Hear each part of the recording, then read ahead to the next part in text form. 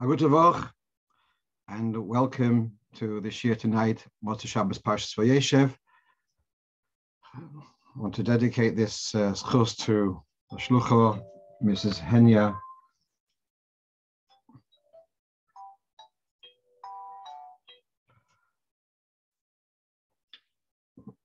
Mrs. Henya Federman should have a refuah shlema b'korev. Today, this past Rov of Kislev was the yahrzeit of my mother's father, Rabbi Avraham Shai Shapira. And just briefly, I wanted to address something which was in one of the websites, Chabad websites. It was just this past week, there was a write-up about, the title was The Last Yutas Kislev of haChosid Trapped in Leningrad. This was in 1941, I believe. And he passed away. Rov of Kislev, it was just a few days before, was this Yutas Kislev. And Reb Mullah Mochkin describes this, how he went with a couple of other people, and they had this farbrengen, and the Zayda was very, very weak because he had been starving. And how one of the things which he describes when it came to sing the Alter Rebbe's Nigun, that the Zayda asked them to help him sit up. And he found this very, very inspiring Yutas Kislev, which he would relate again and again. He told the Rebbe, and the Rebbe told him to repeat it every Yutas Kislev.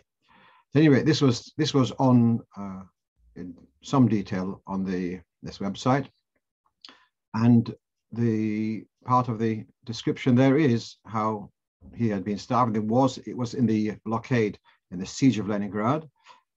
There was very, very little food, and kosher food was even more difficult. So Reb Mullah Mochkin apparently had brought some not kosher food, and pikuach nefesh, and how he refused to eat anything treif. So the Mullah and another haChosid, now he writes Mullah Berezin, is actually a Peretz Berezin, whom I met years ago. He's Mrs. Chaim's father, and pleaded with him at least to allow his children to eat, but he dismissed the very notion. So this website has also an option for comments. So someone commented whether this was justified, this attitude of refusing to have treif in even for pikuach nefesh. So we're sitting here, Baruch Hashem, as I told my students this past week. In all my life, I've never starved. I've never been hungry. I'm a bit hungry, but never been in a state of starving. We don't understand what it is. At any rate, this is their mindset, and what does remind me is the story with the Alter Rebbe, where the Alter Rebbe is sitting in prison, and he refused to eat anything. And the governor of the prison thought that he was fearful of the verdict and of the court case, and therefore he's refusing to eat as a method to end his life. And so they tried to force feed him, and the Alter Rebbe resolutely did not allow them to. And there was a whole commotion. Meanwhile, the minister who was in charge of the whole interrogation, he comes by and he hears a whole commotion. He asks what's going on. They told him that he's refusing to eat, etc. So the minister says, for such a person, it's not befitting to force feed. I want to speak to him. And so they told her, so he went in to speak to the Alter Rebbe. He asked him, why aren't you eating? It could be. You only leave it. Never had this before. It could be that the verdict will be in your favor. And besides that, if you bring your own death, so you'll forfeit your portion in Olam Haba. So the Alter Rebbe says there's no kosher food, and I'm not going to eat treif even if I forfeit my portion to in Olam Haba. So you see this attitude which Chassidim had, and there is basis for this. A person who is known as a Chosid Gadol can take that view. Or you can ask about with the children, but they view that I'm not going to compromise even. Can you hear me? Yeah, good. So then I told them about the farbrengen today in Shul, how Mendel Futzefas, when he was in the Gulag, so Ramesh Katzenelnbergen would send him food just as a little bit of a supplement to his to his situation. And so Reb Mendel sends him, Moshe sends him butter. So Reb Mendel from the Gulag, he sends back, don't send me butter, it's chol vacuum. And so Reb Moshe says, send me oil. So Reb Moshe got hold of a home, like for in their own house, like a canning machine to make your own cans of oil. And he sent cans. Later, when Reb Mendel came out of the Gulag, Reb Moshe met him and he asked him, what was, butter, after all, is not such a, it says, you don't have to be moicha if a person eats butter which isn't Chol Yisrael. And Mendel said that he had made a resolution that he's not going to compromise at all. All right. Go upon him, just see the Shemaisa, a little bit of inspiration. Baruch Hashem, we don't have these problems, but just to take inspiration from the resoluteness of Chassidim, not to lower standards, etc. Let's go on to the first of our questions today. So I have here a question from someone who's traveling long distance, traveling to Australia and is stopping off en route. And this is during Chanukah. And he's asking, can he light Menorah in the airport where he stops off, I don't know, Singapore or whatever, Kuala Lumpur, whatever it may be? Will he be able to light Menorah over there? So now, here, what you have in front of you is the Piskei Teshuvos. And what we're seeing here is two schools of thought. There is the Tzitz Eliezer, Rav Waldenberg, who is of the opinion that the house, having a house and having the Menorah at your house is not crucial for the mitzvah. As far as he's concerned, if you're out even camping in the open air, sleeping under the sky, you could still be fulfilling the mitzvah of Ner Chanukah. As you can see, although it says Neirish or Beise, it doesn't mean, according to the Rav Waldenberg, that you need to have a house to fulfill the mitzvah. The fact that we talk about in the Gemara a person who doesn't have a house and sees a Menorah and says the brocho Shasa Nisim Laviseinu, that's not because he doesn't have a mitzvah to light the Menorah, because he doesn't have a house. It's just that he doesn't have the resources to be able to make a Menorah, wherever his circumstances. But not that it's crucial to the house. However, the Rabbi, many poskim disagree with this, and they see the house as being essential to the mitzvah of Hadlokas Neiros, of Chanukah. Particularly comes to mind the Maharsham. It's quoted here, Bejana Rov, who is in Galicia, one of the most prominent poskim in his time, who takes the view that you're traveling on the trains. He says, your carriage, if you remember the olden days, they used to have in the train, you'd have cabins. You could have a cabin, a private cabin. So he says that that's your house for tonight. Whilst you're traveling, that's your house. So they are taking the view that the house is essential. Having it at your house is essential to Ner Chanukah. I just picked up yesterday, there's this weekly, the weekly Farbrengen, published by Rov of Anash. And at the back, there is a weekly column by the Reb Chaim Hill Raskin, who happens to be my cousin's son. He writes very nicely. At any rate, he's got this whole article this week about Menorah when traveling. And he brings up a svara that if you're traveling through the night, you'd have a chiyuv to stop off, rent a room in a hotel, that you should have a chiyuv about bayis. He doesn't necessarily conclude that way. He says that inside your car. So that is also, you can be your bias. If you rely on the Bejana Rov, you can say the car is a bias. You could light in the car, obviously, in a safe way. But what about in the airport? Now, if I was stuck in an airport, so one other thing is that the Rav Fisher, who's quoted here, the Evan Yisrael, Rav Fisher, he writes, if you're traveling with 10 people together, even though there's no house, they can light, no different to lighting in a shul. I don't see that Bichal about whether you need to have 10 people to light in a shul. There's a whole discussion. It's not so clear that you have to have 10 people. In the Sharet Shua brings from, I think, Rabbi Yaakov Emden, on Friday afternoon, let's say, and people are coming to shul and you don't have a minyan and you want to light the menorah in shul, before Shabbos, obviously. So there is room to light that menorah without 10 people, and I guess still to make a brocha. So it's not so essential. But meanwhile, coming back to, if I would be, let's say, somewhere in Kuala Lumpur, in an airport for a couple of hours between flights, to pull out a menorah somewhere in the middle of the, by all the check-in desks, etc., I don't think it will last more than about 30 seconds. I would more likely go to some lounge, departure lounge, where there's no flights going from there, and usually you can find a quiet corner. But then I won't have the heter of saying that I'm doing it a public menorah. It's not public because I'm finding a quiet place. As someone's writing, I find it difficult to imagine to get permission to light fires in an airport. That's absolutely true. And that's why I would look for a very quiet place, and where hopefully it won't set up any smoke alarms, etc. Now, so let's just look at, I want to just share with you one. Yeah, I know what you mean. Someone no, the Rebbe actually did find out. Someone is not muted. The thing Someone is that, not muted. yeah, a lot of time it's not accurate. And there you go. Okay.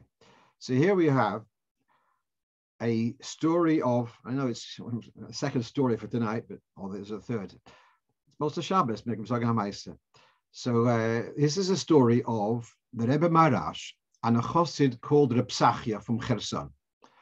And it was once a Simchas Torah, and the Rebbe was bringing, and Reb Psachia had taken a bit of mashka, and he said, people say the Rebbe doesn't do any mofsim. I'm going to tell them meifus with my personal thing. I was by the Rebbe in Yechidus, and before I left, the Rebbe said to me, you are a lumber merchant, and sometimes you have to travel for several days.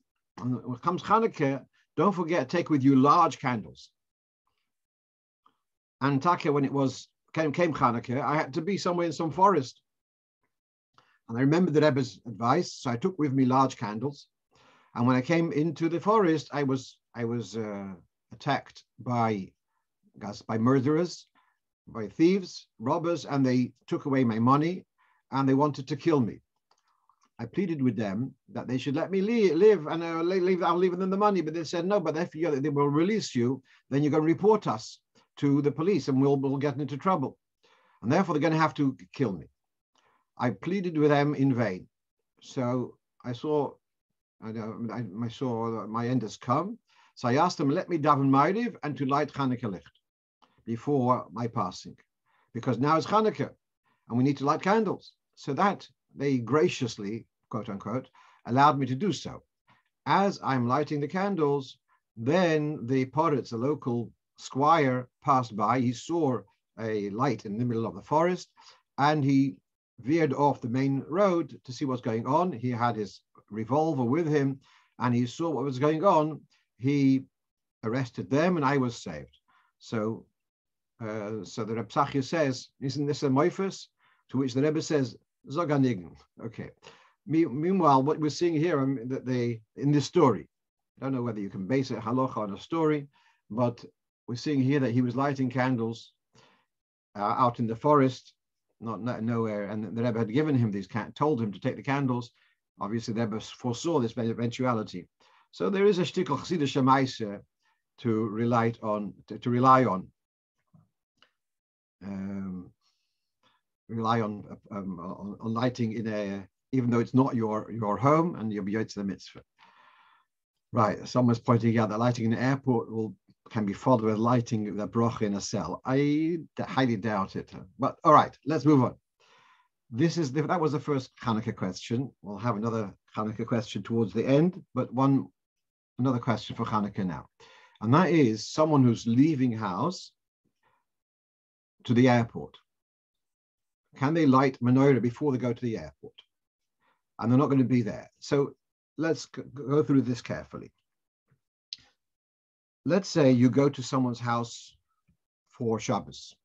It's Motzei Shabbos. And let's say you went to Manchester for Shabbos. And the Motzei Shabbos, you're going to drive back to London. It's a 3 hour drive or more. So you have the option to light in Manchester by your host, or you're going to wait till you get back to London.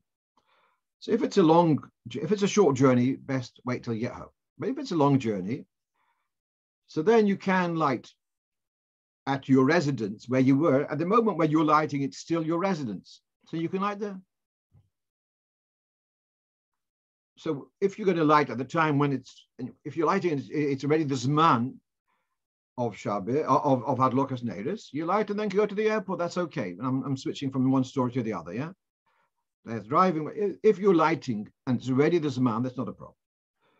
Question is, which the one who asked me this past week, he's living in New York and is coming to England for a couple of days, and he wants to light and then go straight to the airport, and he'll be through the night, no chance to light Menorah. So he can light after Plaga Mincha, which is an hour approximately before sunset in winter, and then he goes to the airport. Now, so I said, are you traveling with your wife, or your wife is staying home? So his wife was staying home, and then that is more glatt. But here's an interesting dilemma. You can light Menorah from Plag, but you're not Mekayim the mitzvah until the sunset. So if it's your own home, I think, then you can light after Plag and go to the airport, that's okay. If you are, let's say, staying in a hotel, and you're going to light, let's say if the hotel has got accommodation for you to light, but you're going to go to the hotel, light after Plag, and then go straight to the airport. When it comes to time of the mitzvah, it's not your house even. So then, and you're not there, even Siciliasm, we discussed before, but you have to be, somehow, the Neris have to be associated with you. So again, if you're traveling, if you want to light after Plag, if it's your own house, I think you could light the Menorah and leave the flames burning with enough fuel to last into Nacht. I think that would be legitimate. But if you were leaving a place and it's not going to be your house when the time comes, so then you wouldn't be allowed to light after Plag, but you could light after Shkia, because at that time you're doing the mitzvah, you're Mekayim the mitzvah, then that would be, I think, legitimate. It's a bit subtle, but okay. Let's go on. So here, I was very touched with this story. A teacher in a school somewhere in London, and he calls me up. He says, I have a problem. There's in his class, every boy has his own shtender, these fancy shtenders. So each boy has their own shtender. And there was a boy who had a very fancy shtender, and it was hanging from something. And the teacher, he says, I knocked it over by mistake. And then it got damaged. He got like the lip, which holds the sefer from slipping down. It broke off or something. And so he's asking, do I have to pay for the damage to the child's property? And he himself says, there's a famous thing that the Gemara says, if you cause damage to a child, you are liable. If they cause you damage, they aren't liable. So certainly at at first glance, he is liable to pay. He then what would happen if the child is moichel? Says, no, Rebbe, don't worry about it. So then, even that I find problematic, because a child has got the ability to be koiner. He doesn't have the ability to be makne, to give away. That's why we have the whole geschäft with the estrik for Alba Minim on Sukkot. First day is to give it to the child. The child can't give it back. And so that the child should waive. I couldn't find this explicitly in poskim, but a child is not qualified to be able to waive a debt. You'd cause damage you owe him, and so I didn't see a way out. Just one clarification. If you damage something, it doesn't mean you have to replace a new item instead. It means you should repair it, or if it's a second-hand item, it's a used item, it's not the same value as the brand new item. So there is room for some kind of compromise to compensate for the damage. So I think he does have a duty, but not necessarily. Well, if he can repair it, that's obviously the best option. And if not, he should be repaired. He should pay for the damage. Let's move on. And I told it to the teacher, I envy the child who has such a conscientious teacher, because they will have tremendous respect for a teacher who's so sincere. Let's move on to our next question. And this is about Mezuzah. Now, here you can see there's a doorway here. And I presume that the wall on both sides of this doorway is going further in on both sides. The problem is that the top is, there's a drop on the outside. On the inside, the ceiling is flush. So does that count as a lintel or not? That's really our question today. Let's take something, a variation on this. Looking at the screen, does a corner where two walls meet, this is a very common challenge, and I must confess, in my mind, I'd been going along with the rule that soif koisel is considered a doorpost, and therefore I'd been considering such a corner, like an L shape, the outside of the corner of the L is considered a doorpost. It looks like I made a mistake. And so we're going to read this carefully. What is exactly soif koisel, when it is counted as a wall, when it's not counted, sorry, as a doorpost or not. So what you have on the screen is from the Sefer Choivas Hador from Rav Blois, and so he says like this: Pesach she'ein loi mezuzos boiltais. If you have a doorway which does not have any protruding doorposts, ela roshe hakesolim hein hamezuzos. It's the end of the walls; they are the doorposts.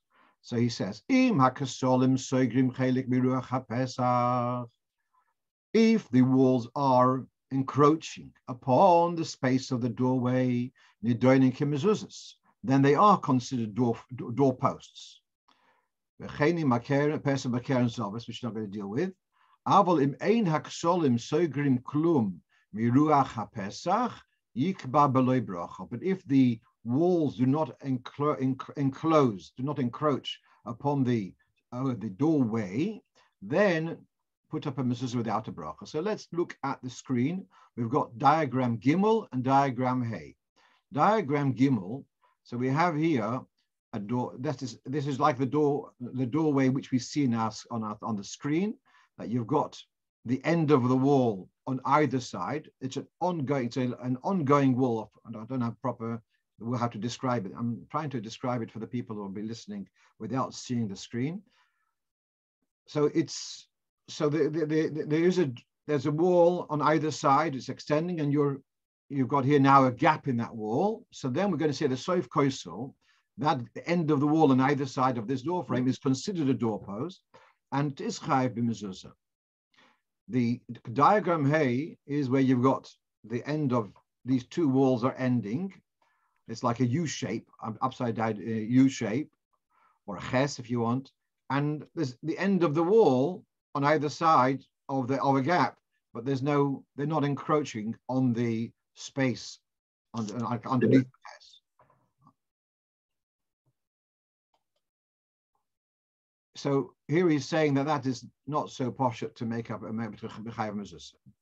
Then we have the Sif Zayin, Cheder Koton.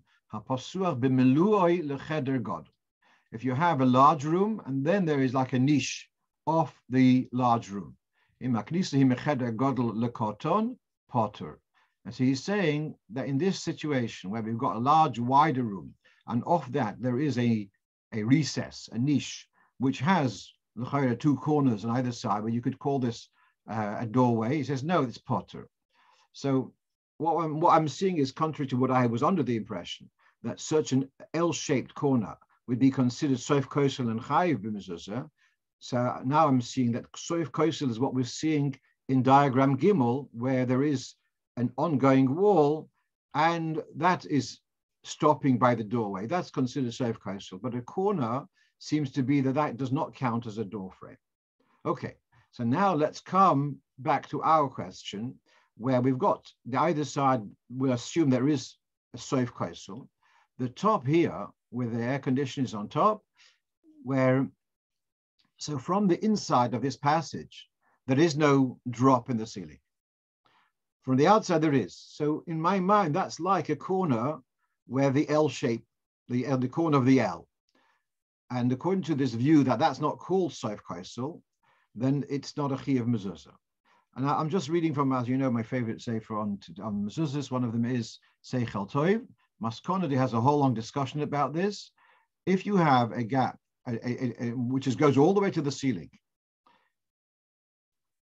if it comes to the if there's a middle of a ceiling, there's no drop at all, then you wouldn't have to put up a mezuzah. If there's a wall above the doorway, even though it's not protruding, then it's considered a mashkef. Now, I believe this does not describe what we're seeing on the screen. Had there been the ceiling on either side higher than the doorway, so then there's a drop of the wall, there's just a wall above the doorway. It's, let's say, 5 inches wide, and either side on top of it there is space, then that drop in the wall would be considered a lintel and definitely would be called a Tzava'ah Pesach.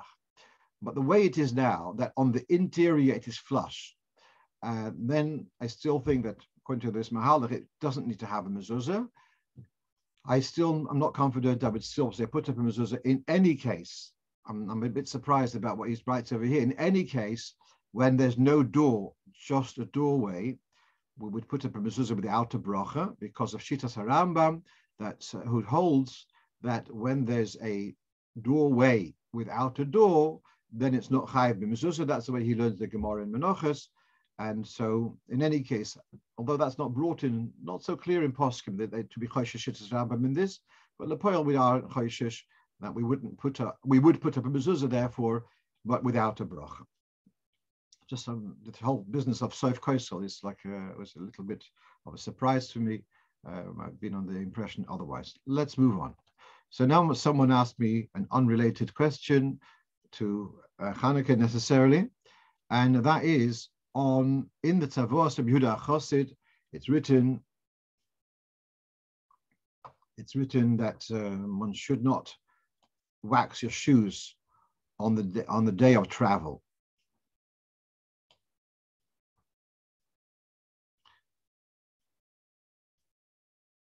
So he's asking, does that mean also when I've arrived at my destination? I travel to a chasana and I get to my destination and my shoes are all full of dust. Can I polish my shoes? I told him by mere bepashtis that it only means before travel, but it does not mean once you've finished your journey. Although I could not find a source for my pashtis, but that was my feeling about it. Bichlal, in these inyonim, which are inyonim ruchniim, which we ruach, that kind of thing, with the general advice is that if it's something a bit different to the precedent which is described, one can be mekel. What I want to just share with you, behemshot to Yitzchak Kislev, there is a commentary on the Tzava'ah of Reb Yehuda haChosid called Shivim Tmorim, and he writes, I've forgotten who the author is, but he writes here that his father told him that he heard from someone in the name of the Alter Rebbe, the Baal HaShulchan Aruch v'Hatanya, who said about this, which is written in Tzava'ah of Reb Yehuda haChosid, that you shouldn't wax your shoes on the day of travel. If we would explain the reason for this, it would require a large volume, like the size of the shiur. The shiur is several hundred pages. It would require several hundred pages to explain why the Reb Yehuda haChosid said not to polish your shoes on the day of travel. Some say that this is only when you're traveling on foot. If you're traveling in a vehicle, then this doesn't apply. I see someone has written here a question that my shredder was broken by someone. He fixed it much better than before. Is this ribis? Now, I guess you don't read the Hamadiyah, because in the Hamadiyah, just I think it's last week, there was, they have usually in the magazine, they have questions about Halocho. And so Rabbi Dayan was asked a similar question. And the answer is that there's not a problem of ribis. The reason being that you are allowed to actually charge rent. If someone wants to borrow your shredder and you say, no, I want to hire it out, you are allowed to charge rent. So there's no problem. There's in Hebrew, there's a word shalo when you borrow an object, but you give back. And halvo is when you borrow money or something which you're going to replace. So if I borrow from you a bottle of milk, I come back 3 days later with the same bottle of milk, you won't be impressed. I didn't borrow, you want me to replace it. That's called halvo. And if I give you more milk than you gave me, that's going to be a question of ribis. But if I borrow your shredder and I give back the shredder plus £5, that's not a problem of ribis because you're allowed to charge rent for loaning an object. Let's move on. Perhaps this was a precursor to the next question about ribis. Now,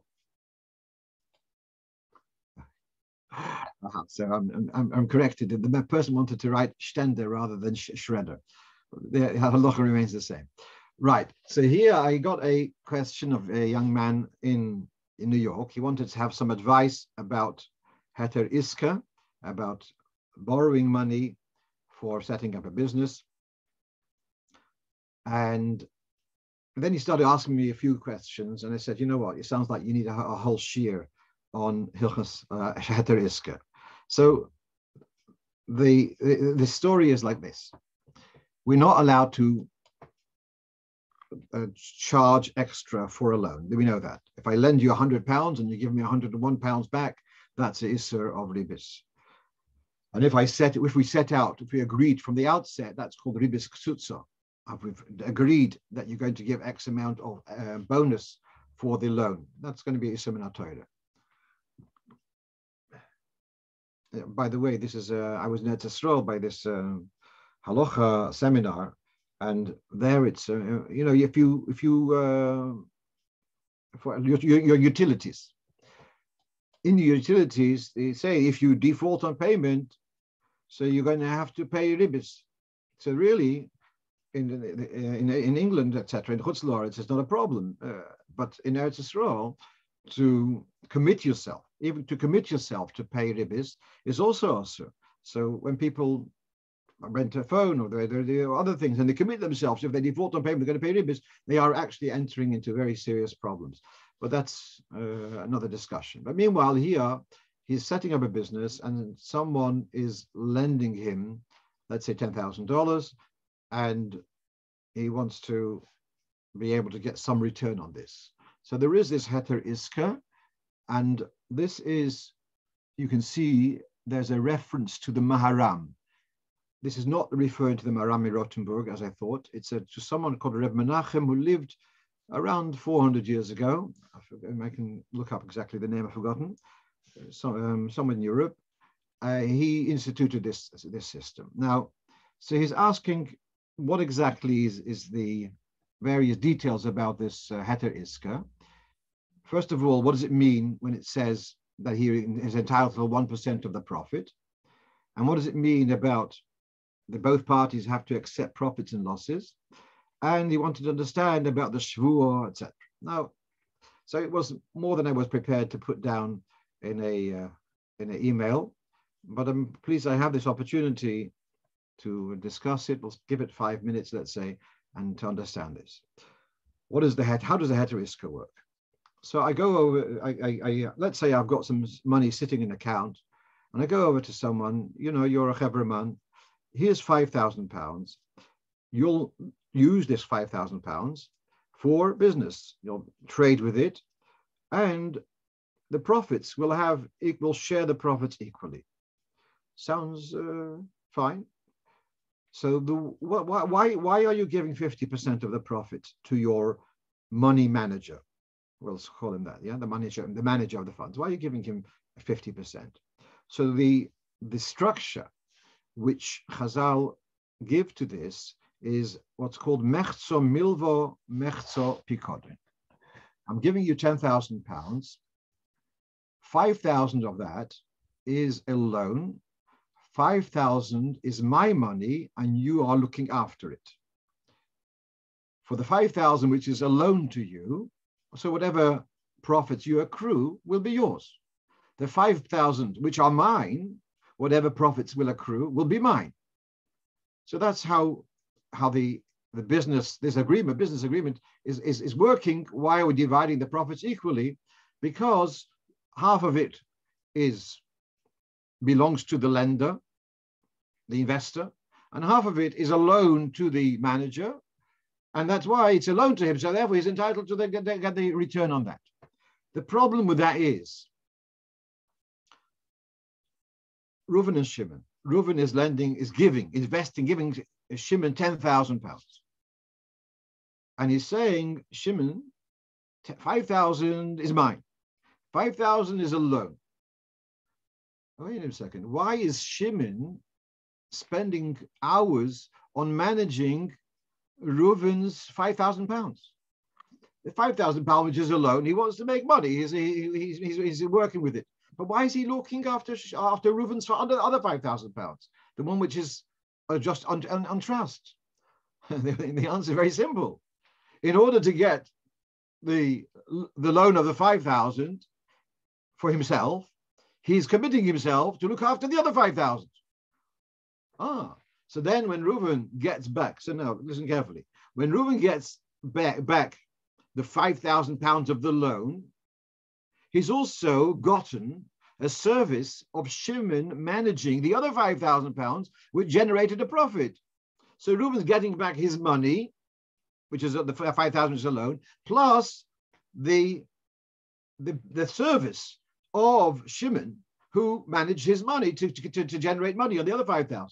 That's a problem of ribbis, because Shimon is giving back 5,000, he's repaying a 5,000 loan, plus he's providing management services for the other 5,000. So in order to resolve that problem, what we have is that the margin of Shimon's profit will be slightly larger than the loan. In other words, let's come back. We've got 5,000 as a loan, 5,000 is deposit, is for interest. The 5,000 loan, whatever happens, Shimon is going to have to pay back that 5,000 pounds. The 5,000 pounds, which is on trust, he'll try to manage it. If something happens, if the disaster strikes, chas v'sholom, he'll be acquitted. He did whatever he could. So that's the difference between the loan and the management half. The arrangement Chazal say is let the manager have a little bit more profit than liability. So let's say his profit is going to be 51% and his liability is 50%. So he is getting a 1% profit, and that is his remuneration for managing the deposit side. So that's what the cheshbon of the 1% is. If it would be mamish 50-50 all the way, liability and profit, then we'd have a problem that the management is his servicing. The management would be ribis for the loan half. That's number one. Second question is asking, what is it about the accept profits and losses? So the answer is very simple, that if it's an investment, then there is a risk there's a possibility of the investment making a lot of money, and there's a risk that there'll be a loss. And if you call it an investment, so then the investor has to take also he has to also take the risk. Of course, that's not very popular. So this is the way the Maram makes a newer and a takon. So again, Reuven wants to lend the money to Shimon. We'll call it an investment, but if I call it investment, I have to take risks. I don't want to take those risks. So then what we say is the following, that for Shimon to acquit himself from repaying, he would have to take an oath. And if the understanding of between Reuven and Shimon, he thinks that Shimon is very unlikely to want to take an oath, and he'll be ready to pay rather than swear, that is enough of a disincentive to Shimon of claiming it. Everything went pear-shaped, and it went. Because you have to swear, and he won't want to swear, then therefore he'll pay. That's where the oath comes in. All of this sounds a little bit still. Why should I let myself in? If I'm Reuven, why should I let myself into? I don't want to have this headache. And therefore, this is the third aspect. What Maram introduces, what you can do is the following. Instead of Reuven having to know, did Shimon invest the money well? Did he manage it did he sell, buy, right time, etc.? Did he manage the risks well or not? You know what? I want to sleep quietly at night. If you will give me, you make it to £20,000 with the £10,000. Make more, I don't care. If you give me X amount bonus, that will be my dividend. If you will make 100% profit, I'm happy with a 5% profit. I don't care. Just give me a 5% profit, and I'm giving you £10,000. What's 5% of £10,000? Help me quickly. Okay, never mind.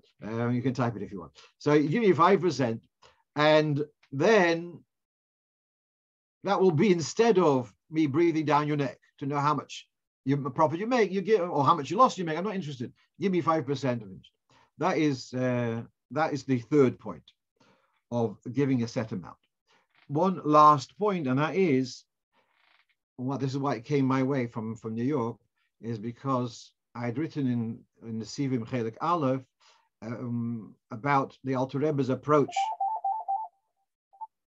Call from unavailable. I'm in the middle of a shiur now.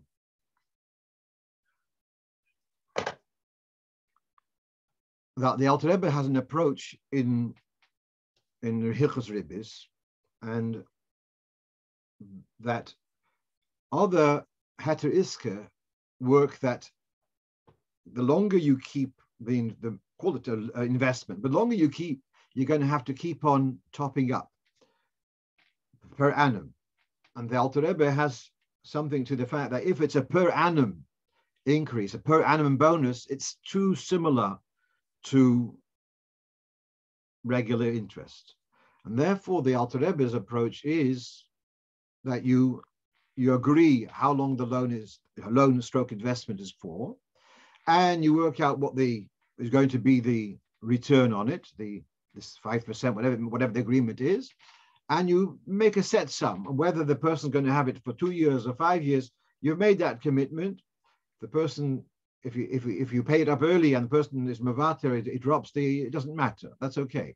But look, instead of saying that each year it's going to a further amount of dividends stroke interest will accrue, the Alter Rebbe seems to take a view of it should be a one-off bonus agreed from the outset, although it can be paid in installments. That's not a problem, but it shouldn't accrue because of the lapse of time.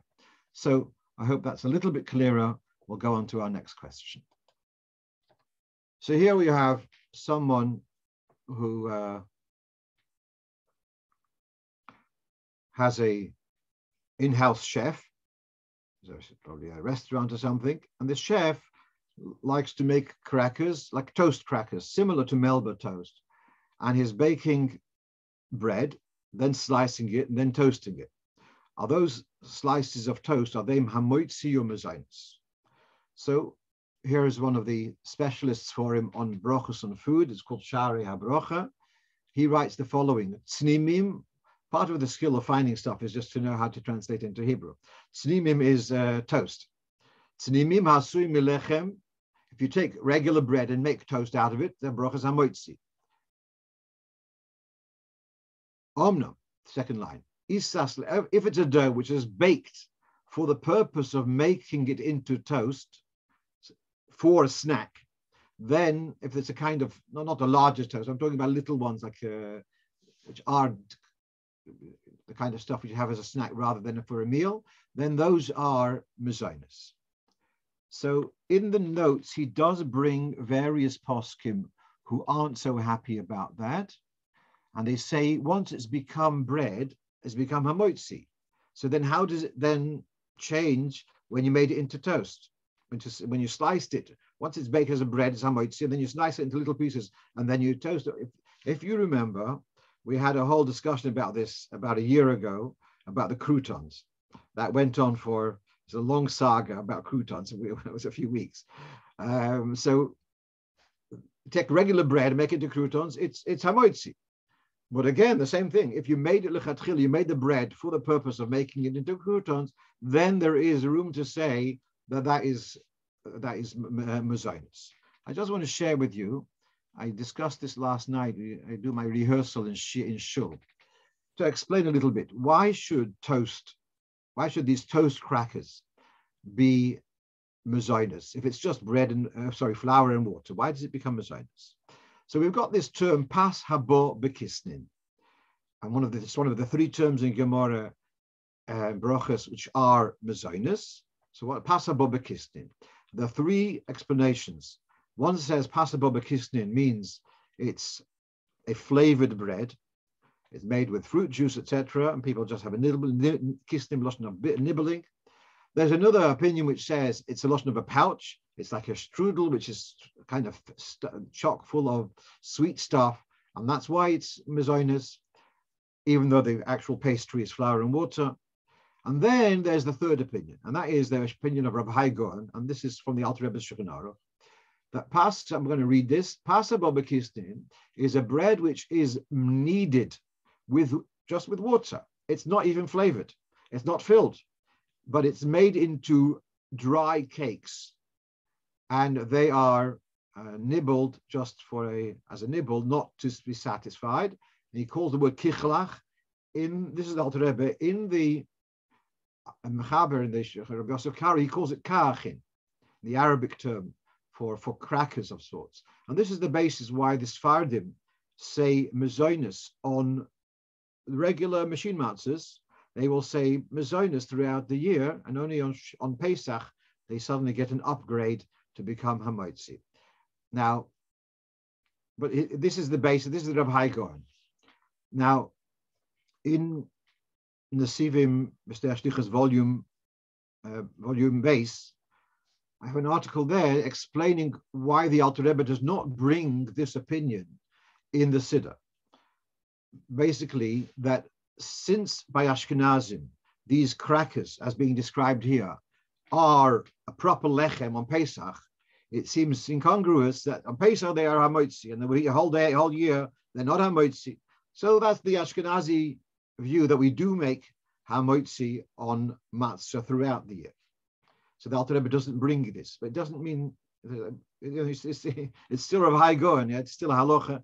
And so if it's clearly a cracker or something like breadsticks or something, even if just made with pretzels, I think we discussed this before, if it's clearly a kind of flour and water dough, but it's only used for a snack, then we have basis to say it's mezainis. So that's the basis why these crackers should be mezainis. The only question was that it went through a phase of being proper bread. Does that make a difference? So I just want to share with you one more thought about this. Here again, let's explain the question. I have a process. At the end of the process is going to be a cracker. In the middle of the process is going to be proper bread. At that time, in the middle of the process, it became hamotzi. So then, how does it drop from hamotzi back to mezainis again? So here we have, when I was in yeshiva in Brnois, Rabbi Yosef Goldberg, he shared with us this shtickle from the Alter Rebbe's Hilchos Nida. We were learning ksubas, and they got this idea of shnei shvilin. You've got two paths. One is tomei, one is toyer, and a person went through one of these two paths, and he comes along. Am I toyer or not? And we say you're toyer. And then another person went to the other path. He comes along, and we ask the Rov, and he says you're toyer. One went in A, one went in B, and one of them is for sure tomei. But when they come separately, you're allowed to give each one the benefit of the doubt. So here we have a very interesting thing, that halacha is subjective, psak halacha is subjective rather than objective. For sure, one of these two people went over a grave. And yet we're telling them both that you're Torah. And the Alter Rebbe says such a lush. When no one is asking, no one's seeking, it's not of no interest. The Torah was given to Yidden. The Torah wasn't given to stones and wood. So basically, this is Alter Rebbe's lashon that a halacha is only paskened when there is a question. I want to borrow this idea that when the bread is in a phase before it's been sliced into more pieces and made into toast, you say, oh, it became a moitzi. No one asked the shaila, so it didn't become a moitzi. And therefore you ask your home, where did that moitzi go away? It didn't become a moitzi because it was part of a process. And the intention was it should become into croutons or into these thin crackers. And so at any rate, we've got here, as I showed you before, that our poskim do allow these crackers to be counted in Mezuzah. And so yeshal milismach. Okay, let's move on. Okay, so someone asked this question, is actually from the Ezras Noshim, and they're asking, sometimes people lose their tefillin. Wouldn't it be a good idea that you'd have your name and your telephone number, cell phone, somewhere on your tefillin, and in this way, if it gets lost, people know how to return it. So, of course, we don't do that, and the simple reason is that there is writing on the tefillin. That's the shin on the two sides, the two shinin on the shilrosh, and so there is prescribed. That's the right word, isn't it? Writing on the tefillin, and we shouldn't be adding to that. Now, I don't know if someone's listening now or someone will listen later on the recording. I remember about 40 years ago seeing a note hanging on the wall in the back of 770. And it had a reference, an answer of the Rebbe in relation to this question about writing on the tefillin. And I remember that there was a reference to a sefer called Meleches Shamayim. The Meleches Shamayim is a sefer written by Würzburger Rov about 150 years ago, perhaps more. And he's got a text and commentary. So the main text is called Chochma, and the commentary on the side is called Bino. And remember there was a reference to Bino and Chochma, and I was intrigued at the time, going back 40 years ago, and I went to the Kollel and borrowed the sefer, looked it up, and I understood a little bit more what was going on. I subsequently took a needle and carved out on the back of my Rabbeinu Tam's, I etched out a Reish Tov, because that's what that sefer said. And then, when I was back in London, I took my tefillin once to Rabbi Samson, the sefer here on Portland Avenue, and he was surprised that I had this writing on the tefillin. And I told him there's the sefer Meleches Shamayim, he talks about it, and he was amazed that the Rebbe's Bekias are some not so well-known sefer on Sophrus, and the Rebbe had a reference to it. But meanwhile, let's discuss this. And so here we have two sources. One is the Ateres Zkenim, which is on the margin of the Shulchan Aruch, which says you should not do any symbols on the body of the tefillin to distinguish between Rashes and Rabbeinu Tam's. I think this is Moshe Rivkus, is the one who wrote the Ateres Zkenim. And so therefore I suspect that the second source on the left of the screen is Rev Menachem Azario Mifano, who was a contemporary of the Arizal. He was a Mekubal as well as a halochist. We have from various forum. We have a Sorah Mamoris, but then we have Charles Chuvas Mifano. And so he writes, I've told the Chaverim not to make markings on the body of the tefillin to differentiate between Rashes and Rabbeinu Tam's. I've seen that some have advised to etch at the bottom of the titura, or the bridge around the tefillin, to have a shin to indicate Rashi and a tov to indicate Rabbeinu Tam's. And I objected to that, I protested. Find other ways of solving that problem. And even I saw that some even object to writing on the ritzuas, on the straps of the tefillin. So these are earlier sources. Now the top right is from the Meleches Shamayim. So he writes, do not put Rashi's and Rabbeinu Tam's in the same pouch. Have separate pouches. Then he says, Hakavona lasos oisius. You should write Rabbeinu Tam's on the pouch, they should be able to know that these are Rebbeinu Tams and not wear them instead of Rashi. He says further, I think it is advisable to etch out on the mavarto, that the tunnel at the back of the tefillin, to etch out on the tunnel of the Rebbeinu Tams the two letters of Reish Tov, and do it in script, not in block writing. And then he says that he refers to the Rameh Mifano, and he refers to this which we just read, and he says, I don't find his words convincing. So back to the bottom line is we don't do writing of the tefillin, and even what I did is quite unusual, but we do have a source for that. And the main thing I'm putting out there is if someone can dig up from 40 years ago that notice, I would be intrigued and be happy to share it with everyone. Rabbi Aryeh is pointing out that nowadays they use for Sefer Torah, they use ultraviolet ink. Invisible ink, which is only recognizable with ultraviolet. Okay, so that's another whole discussion. A bit of feedback. Last week we had a discussion about writing names and using chaya, let's say, or tuvia with a stroke. And someone asked during the shiur, what about on a pigeon? And so someone shared with me that a couple of people actually sent me that we have a couple of pidyonis of which the Rebbe wrote. This is from the back of the Sefer Oitzim Minhagi Chabad. You also have in the Rebbe's biography it's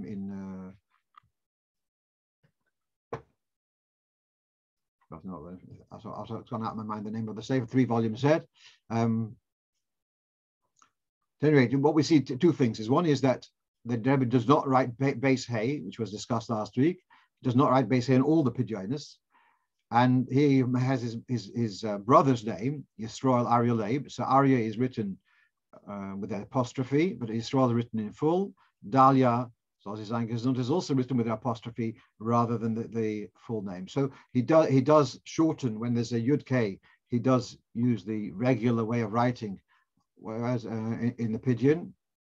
And so what I said last week is when you're writing a ksubah is very different. Don't forget, usually a pidyon is then ripped up and left at the oil, whereas a ksubah is something which is going to last liyomim rabim, so there may be a difference. In any case, a ksubah is a document for which should be enforceable. I mentioned this, I think, last week. The word shtar is looking like the word shoiter, which means a policeman, which is enforceable, and therefore there should be no ambiguities in a shtar, which is a document. Right. Someone's asking, can't you see the difference between Rashi's and Rebbeinu Tams with where there's the little hairs coming out? With the Rebbeinu Tams, it comes out in the middle, and Rashi's, it comes out between the second and from the last to the last. And the answer is that's good for the shel rosh, and that doesn't help you with the shel yad. So if you got if two shel yads are mixed up, you're going to have to there's nothing you can do unless you take it to a sofer and ask him to open it up and see its Rashi's Rebbeinu Tams. Just one other piece of feedback, and that is last week we were speaking about the locksmith, and he had done a repair job in the church at the door, and it said that he's allowed to keep the money. And so was a discussion about him going into the church, and I mentioned there how it says in the Mishnah he can participate in the building until it comes to the dome over the actual idol. And so and I asked the question then about, well, what about him going into the job in the first place? Which at first I'd said I wouldn't advise him to do the job, and that's true, because the Gemara is before the building is built, then he can participate in the building. But once the building is built, it's already a church. So to go into any part of it, he wouldn't be allowed to go in. So if he'd asked the question whether he's allowed to go and fix the door, the answer would be no. On the other hand, once he's done it, he's allowed to keep he's allowed to keep the money. I received a shiur tonight, and I'm going to come back to the previous slide in a moment. We're running out of time. And that was in one of our listeners in the Far East. So they had a discussion this afternoon of where about putting the Menorah on a table in the doorway. If the table is a regular table, so that's about 10 tefachim up, is that okay? And so the host had shown he's got this table, he's put in the doorway, he's going to put his Menorah there. And the guest asked him, but doesn't it say in Sefer HaMenhogim that we put the menorah somewhere between, somewhere low, we put it on a chair, not on a table. So how important is it that it should be on a chair rather than on a table? So if you give me another 2 minutes, we'll discuss this. And one is that actually, you look at this, the top is the Lashon of the Alter Rebbe's Siddur, and he says, Haminag Hanochen, to stick the menorahs or to hang the menorah in the doorway. And the point which he's saying is the menorah should be in the doorway rather than in front on either side of the wall. It should be actually in the doorway, as you can see on the diagram, which is from the New Kitzur Shulchan Aruch. In those times, it looks like they would actually have a hook and hang the menorah in the doorway. And you have the older-fashioned menorahs with a back. They were also suited to be able to hang them on a hook in a doorway. And yet, in the later minhagis, instead of hanging them in a doorway and having to have a nail knocked into the door frame, instead to put a kiseh, to put a chair. But that is deliberately a chair rather than a table. And this is what you have from Kitzur Shulchan Aruch. Mitzvah lahanicham l'malo mi shloisha tfochim min hakarka. It's preferable that the menorah should be more than 3 tfochim off the ground, but it should be less than 10 tfochim off the ground. The reason for that is, and he says, if you did put a high yotze, the reason for that is that it shouldn't give the impression that you have the menorah in order to give light into the room. And so if it's higher up, it's, well, if you want to have light for the room, you put it higher up. So that's why we do try to keep the menorah within 10 tefachim. If it goes higher, but that's the reason for actually putting it on a chair rather than on a table. Just to go back to the previous slide, next Motzei Shabbos is Nittel Nacht, I believe. And if that's the case, I'm going to take a break for that Motzei Shabbos and do some sewing buttons or doing some DIY or something, which has been piling up. The Rebbe once spoke about the fellow keeping a whole, all his buttons from a whole year, which have fallen off. He kept them for Nittel Nacht to sew them on. Someone's asking here, Benzin Hackner told me the name of Rabbi Samson to have the Rabbeinu Tam slightly smaller than the Rashi. Yes, there is such an opinion, which is mentioned in Poskim. Okay, I wish you all a guten Motzei Shabbos and a freilichen Chanukah and a freilichen Tamid. Kol Tov.